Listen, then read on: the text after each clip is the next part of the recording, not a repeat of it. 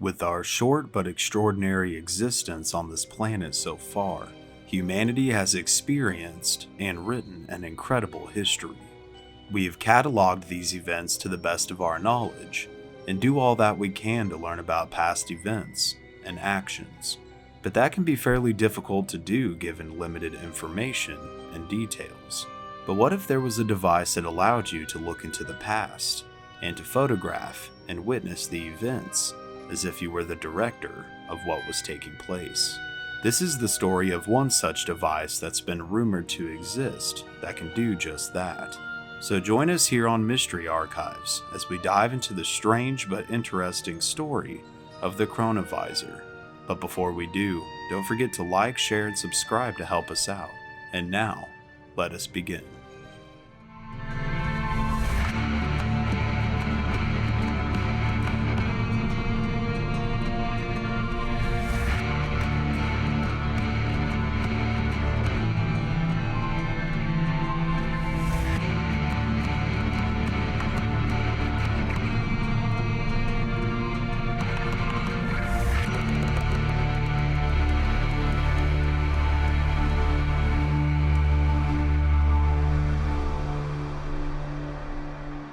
The timeline is rough at best, so I've done what I can do to try and piece it all together. The device known as the Chronovisor was first mentioned by a man known as Father Francois Bruni in his 2002 book, The Vatican's New Mystery.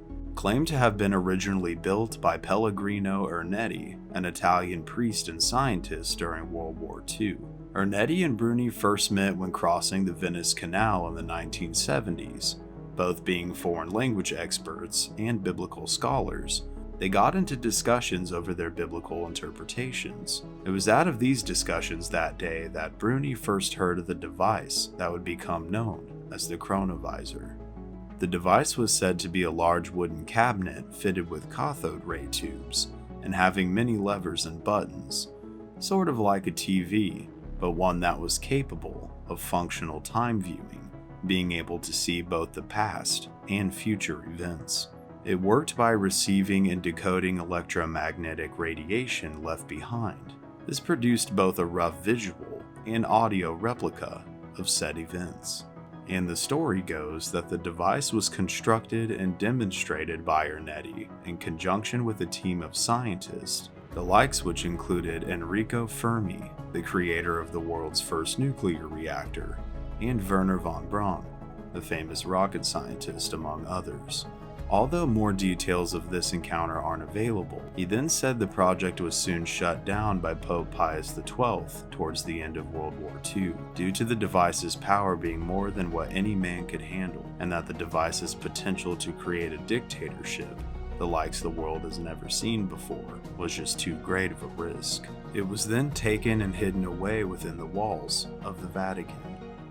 Ernetti would later claim to have witnessed numerous historical events, such as Christ's crucifixion, which he provided photographs to prove. One photograph in particular would circulate and appear in a famous Italian news magazine on May 2, 1972. Other events he said to have witnessed were a performance in Rome in 169 BC of the lost tragedy Thyestes by Quintus Ennius, to which he reconstructed the missing ending to, witnessing the original stone tablets given to Moses on Mount Sinai, and seeing speeches given by Napoleon himself. Ernetti would also state that when conditions were absolutely perfect, it would allow him to see into the future, although when asked he was secretive, stating that he was not at liberty to discuss things any further. After the release of these articles, skeptics came forward claiming that the photos of Jesus were that of a recreation of a wooden carving, and other skeptics claimed that the ending of Thyestes had simply been made up by Ernetti, considering it contained words that weren't known to exist during that time period. His claims were then formally denied by the Vatican and deemed as a hoax.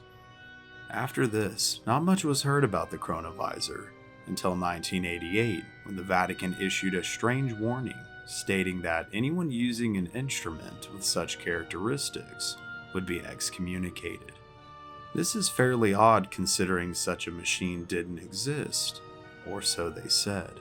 In 1994, Father Ernetti passed away, but prior to his passing, he wrote a letter in which he insisted that the device was indeed real and not a hoax, that the photographs he provided the news magazine were indeed real and not that of a wood carving that had simply been recreated.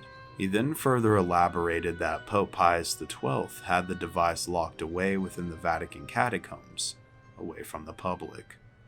It's hard to say if such a device ever did truly exist, but regardless, I think it makes for a very interesting topic for the imagination.